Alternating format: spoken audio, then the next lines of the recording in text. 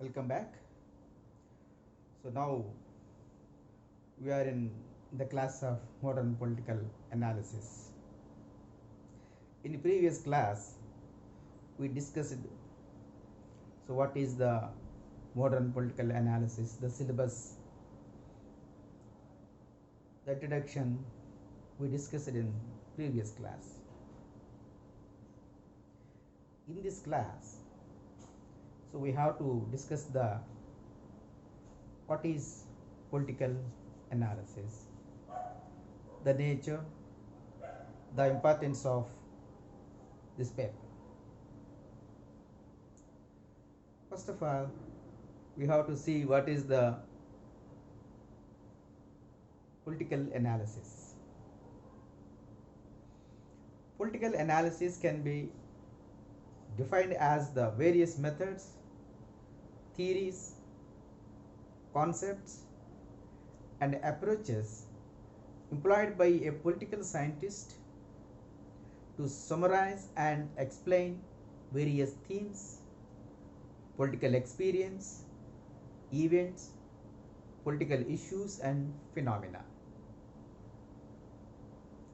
As Osage said, political analysis entails the process of investigating issues or events, decisions, and challenges by systematically organizing this information into categories and then establishing a relationship between these data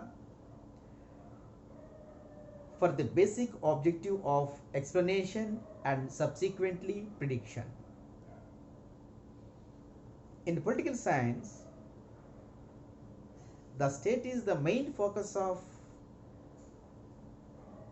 analysis because state is the highest form of human organization and the center of power. Power is from the state that citizens or non-citizens derive their political and social existence. And now we have to see the development of political analysis, how the political analysis gradually developed or evolved. Now we have to see. If you see, the dating of political analysis can be traced back to the works of Greeks and other Western philosophers. In the 19th century, political analysis relied on the historical, descriptive, and philosophical narrations. The work of Aristotle also revealed primitive empirical analysis, especially his classification of authority. However, in the 20th century, the new development emerged, such as number one, the emergence of several new states, especially those resulting from the fall of empires and kingdoms, as well as the independence of new states in Asia and Africa. Second one, the spread of social sciences outside the Western hemisphere. Therefore, the available tools of analysis could no longer explain the problem of confronting societies. It for this reason that the behavioralist mounted attack on the old traditional way of analysis based on the following critique. Number one, traditional methods of analysis were static and non-explanatory. And second one is traditional analysis was conservative and concerned with how to maintain loyalty to the rulers. Third one, traditional analysis were culture bound. The fourth one, the need to shift emphasis from government institution to man as the object of political power. See, in previous class, we discussed the ancient or the traditional political analysis or the study of political science focused on only the institutions with limited scope. But whereas after Second World War, there is a lot of change in the study of the nature of the political science, especially American political scientists. So they focused on the not only the institutions, their work, their structures, and their performance and the behavior also. Especially the modern political analysis focused on the human behavior, which is very essential for everything. Power and human behavior. See, what is the criticism against the traditional political analysis? In traditional political analysis, what this behavioralist says, why the behavioralism came into force, the reason is the traditional political analysis is basically statistical and non-explanatory. There is no any more explanations, just they are giving statistical information only, very limited information. Yes. And second one is traditional analysis is very conservative, and mostly the traditional political analysis, they said how to maintain the loyalty to the rulers. If you say what Aristotle, what Plato, and all the traditional, almost all traditional political philosophers, what they suggested, finally, we have to pay loyalty to the rulers. We have to obey the laws at any cost. Yes. So this is the another criticism. And another one is the need to shift emphasis from government institution to man as the object of political power. Basically, our political science, as we said before, the main focus in modern political analysis or political science focused on the power. The whole politics revolve around the power only. Local level or state level or national, international level, whatever it may be, at any levels, the politics revolve around the power only. So from the 20th century, modern political analysis dominated the mode of political analysis. It places emphasis on man or human behavior. Modern political analysis embodies the behavioral school. Behavioralism sees man as social being.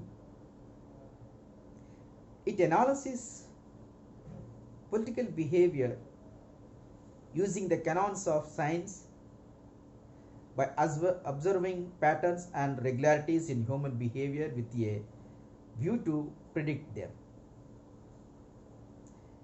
Behavioralism as an approach has a number of strengths. Number one is it is able to shift emphasis away from institution of government to man.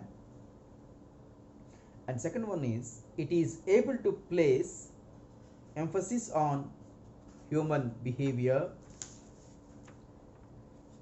And third one is it is able to develop medium and long range theories. Fourth one, it enhances some degree of predictability. The behavioral school, in spite of the above strength, has also have some challenges. That is, it is accused of a historical. There is the absence of generally acceptable laws, theories and concept, lack of accurate measurement tools, replication is difficult to achieve. Yes, these are some problems. That means the human behavior we can't measure systematically or properly, because human behavior is changed by time by time. So for example, last year they may support one government, this year they may support to, in coming elections they may support to another elections. And next one is types of political analysis. And before this, we have to see one thing, that is the important and forms of political analysis. So what is the importance of political analysis? According to Osage, political analysis has three main goals. One is to know what is important in politics. Second one is to know what is valuable.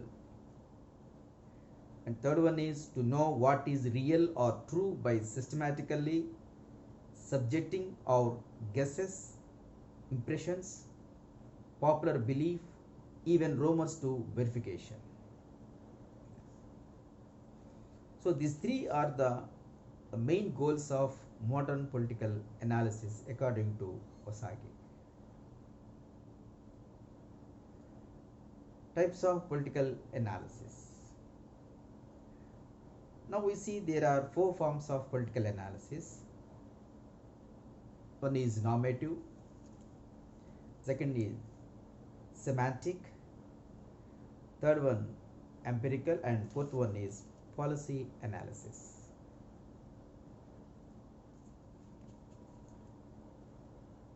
The first one we have to see normative analysis. The normative analysis deals with the application of reason to human ends. The normative type of political analysis asks questions of values and seeks to identify what is good or better with a view of recommends what we ought to value. Criteria for evaluating normative analysis. So according to Osage, the viewpoints which provide the criteria for evaluating the quality of normative analysis are: one is naturalism, second one is intuition, and third one is subjectivism. Now we see what is semantic analysis. Semantic analysis is also called conceptual analysis. It is concerned with clarifying the meaning of concepts. Way of carrying out semantic analysis. That means in political sense we have different types of concepts: law, liberty, equality. Concepts we have: fraternity, justice, equity. The political analysis gives exact meaning of such kind of concepts, political concepts. So it gives good meaning and good understanding to the student of political science. First, appealing to an authority whose definitions is widely accepted. This is called nominal definition. Second, in the case of concepts colored by ideological consideration. One can devise certain indices according to which it can be defined. This is called operationalization of concept. And next one is empirical analysis. Empirical analysis seeks to identify observable phenomena in the real world with a view to establishing what is rather than what ought to be. The key element of empirical approach to the study of politics is comparative analysis. Now, again, the empirical analysis are two types. One is deductive reasoning. Second one is inductive approach. Deductive means theories are first deducted from principles before being tested. Inductive approach, it means it starts with the empirical observation from which explanatory generalization are generated. Now we see the relationship among the four types of political analysis. The four forms of political analysis are not used independently of each other. Normative claims are based on empirical knowledge. Conversely, a great deal of empirical analysis presupposes some normative assumptions.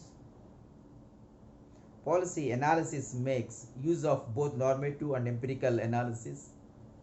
Underlying all analysis is semantic analysis. One basic responsibilities of political sciences are to be able to analyze events as they occur in polity. Political analysis helps us to know what is important, valuable, and real or true in politics. Types of political analysis are normative, empirical, semantic, and policy analysis.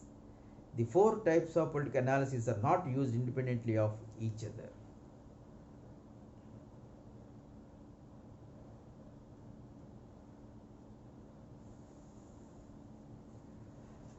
Now another one is classical political analysis. So there are some major school of political analysis are there. To know the importance, scope of the political analysis, so briefly we have to see the major schools of political analysis. The first one is classical political analysis. Classical political theory starts from the 6th century BC, and it covers the political ideas of a large number of Greek, Roman, and Christian thinkers and philosophers. Plato and Aristotle are the two great gains of the classical period who had enormous influence in their own times and on later thinking. Classical political theory included politics, the idea of theory, the practice of philosophy. Politics referred to participation in the public affairs. Theory referred to the systematic knowledge gained through observation, and philosophy referred to the quest from reliable knowledge. Knowledge which would enable men to become wiser in the conduct of collective life.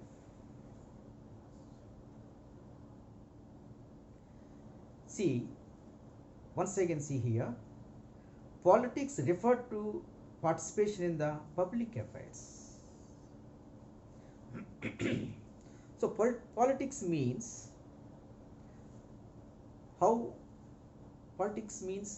the activities of the people in the public affair, participating in the voting system, lawmaking process, and criticizing the government policies, and all these political business called as the politics. So simply we can say that politics means participation of the people in the public affairs. Yes. And political theory means systematic knowledge gained through observation. Observation. A systematic knowledge. That means that knowledge should be proved scientifically. It should be stand scientifically, experimentally. That means to form a theory, to design a theory, we should observe a phenomena or an incident. From that incident, from that phenomena, we should gain knowledge systematically. That is called as the theory. Archimedes theory or Newton theory. Some different theories are there in sciences. So, gravity, earth gravity, there is a theory. So, all these theories based on observation. After observing such things, so they have gained some knowledge and they have tested it and they arranged in a systematic order and a systematic manner. That is called as the theory. That means the theory, every theory should be proved, has to be proved. So that is called as the theory. This is the second purpose of the classical political analysis, second theme of the classical political analysis. And third one is philosophy. Political philosophy referred to the first for reliable knowledge. Knowledge means which would enable men to become wiser in the conduct of collective life. The knowledge should be helpful for the human lives in the social life, community life, not individual life, community life. So this is the three basic principles of the classical political analysis. One is politics and second one is political theory or political idea and third one is political philosophy. Yes. Thus, political theory was a systematic inquiry to acquire reliable knowledge about matters concerning public affairs. Classical political theory has certain specific characteristics. Firstly, it was dominated by philosophy. The great philosophers such as Plato, Aristotle were great because of the comprehensiveness and scope of their thought. They were more than political thinkers.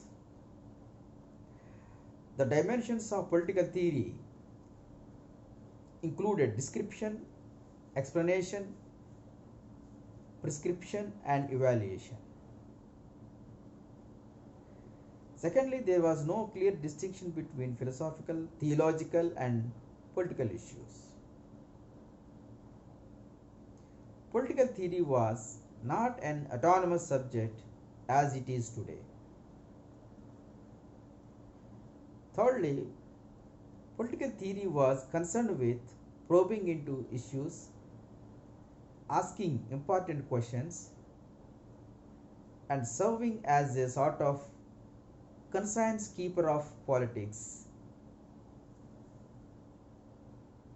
For the classical tradition believed that political theory dealt with the political whole. The theory must be all comprehensive and all inclusive.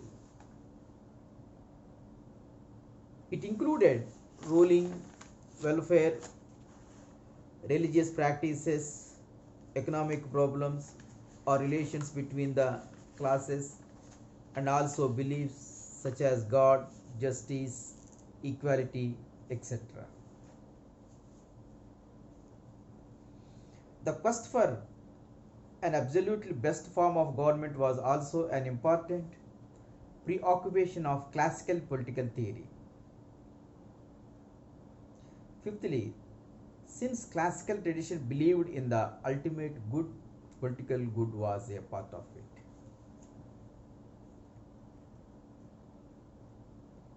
That means political theory, political philosophy, what it believes, it tells about the good, what state to be. So, what is the good conduct of human life? So, political good is the part of the good. That is the traditional political analysis, classical political analysis. State was a part of the moral framework of man's earthly living. State was considered as a natural institution, and prior to the individual, because the individual when isolated is not self-sufficient, and therefore he is like a part in relation to the whole. State was also an educational institution which made man a good citizen, sensitive to the recognition of law and virtue of civic obedience. The end of the state was the promotion of good life. Though there has been a debate about which comes first, the common good or the individual good, but the classical tradition believed that the common good was the good of the individuals as part and member of the society and sought by them preciously as members of society. The common good was more complete than the private good of the individual, and it was this completeness which determined the greater excellence of the common good. And lastly, an important theme of the classical political tradition was the search for an ideal state and the most stable system of government functions of assigning material and non-material goods. The search for an ideal state provided an invaluable means of practicing theory and of acquiring experience in its handling. The trend of an ideal state as set by classical political theory had clear reflection on later political thinking. The classical political tradition, a tradition usually considered to include 18 or so centuries sandwiched between Plato and Machiavelli, was considerably richer and more varied. But even more important differences and variations were yet to come. With Renaissance, Reformation and Industrial Revolution, new ideas and events shook the foundation of Western world. During this period, a new school of political theory was born, which was later known as liberalism.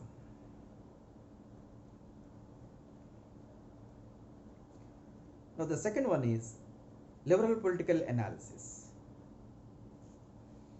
The long spell of Plato, Aristotle, Augustine, Cicero and Luther and other thinkers of classical age was broken in a variety of ways after the twin revolutions of Renaissance and Reformation in Europe from 15th century onwards, coupled with the industrial revolutions later on. Renaissance produced a new intellectual climate which gave birth to modern science and modern philosophy and a new political theory known as liberalism.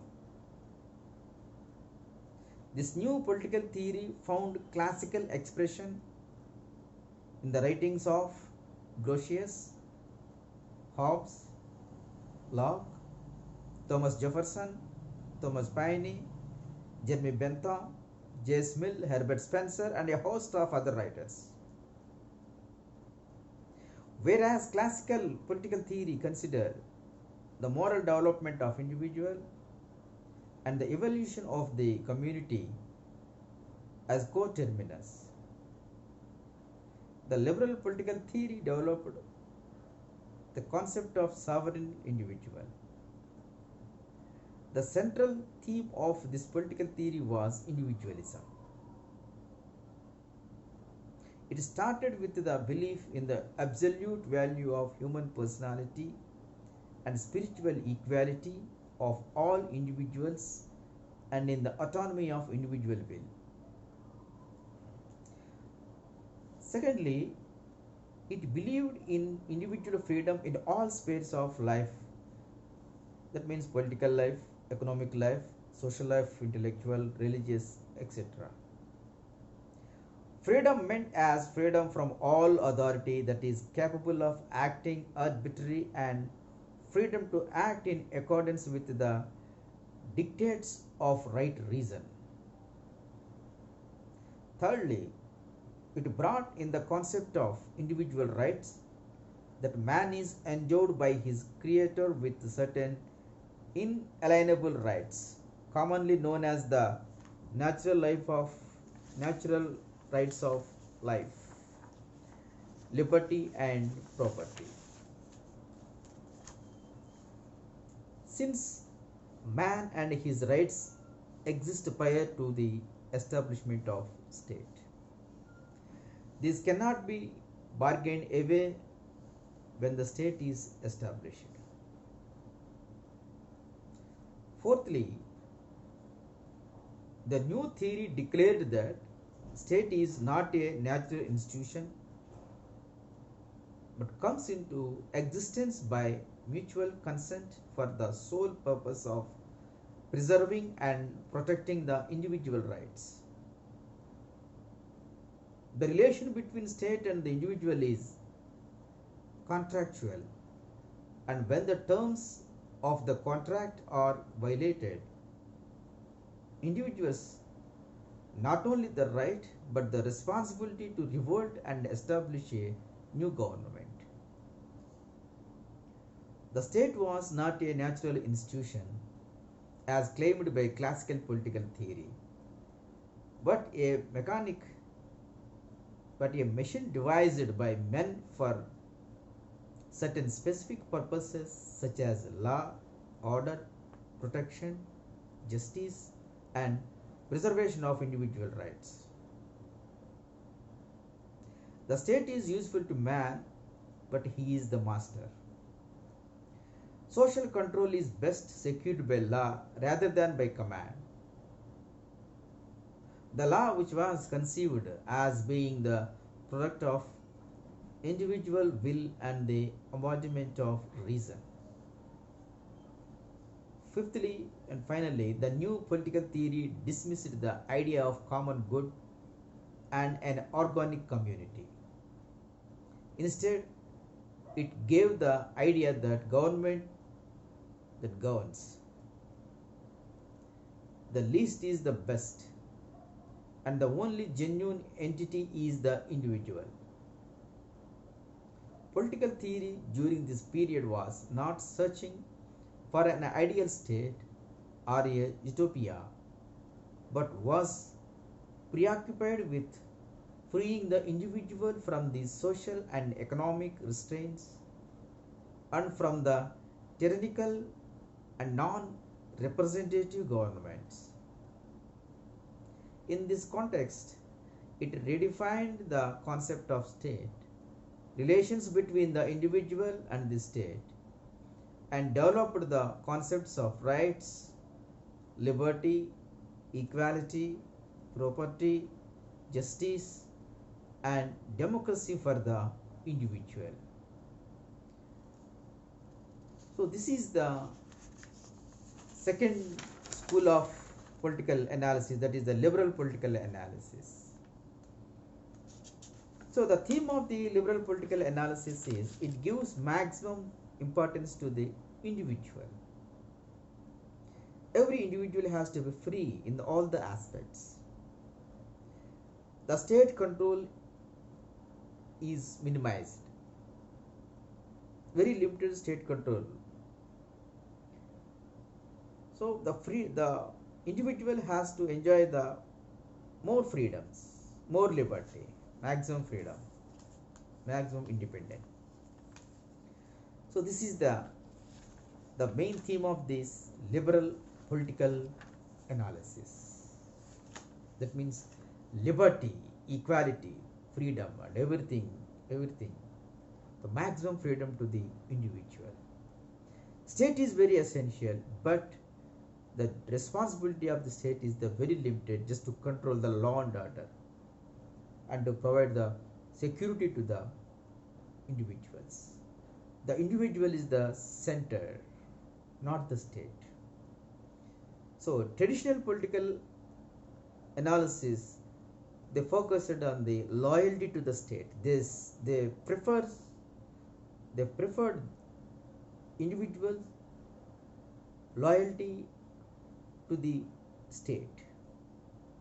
They should bound to the law at any cost. Whatever the law we have, every citizen should bound to the law. But whereas this liberal political analysis, it gives independence and freedom to the individual. Yes, thank you.